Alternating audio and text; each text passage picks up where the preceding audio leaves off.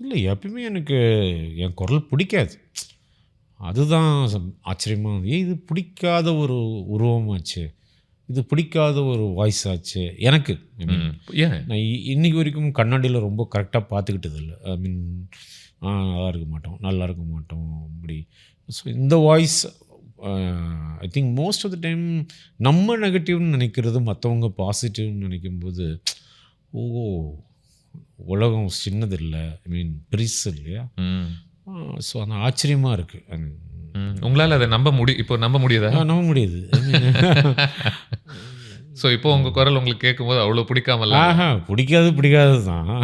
என் குரல் பிடிக்காது. திங்க் பாவம் வீட்டில் இருக்கிறவங்களுக்கு தான் அந்த கஷ்டம் தெரியும். பாட வேற பாடிடுவேன். அப்படியா? ஆமாம், டைம் கிடைச்சாலும் சிங். You to. ஓகே. பழைய படம் எம்ஜிஆர் நல்லா பாடுவீங்களா? கேவலமாக பாடுவாங்க.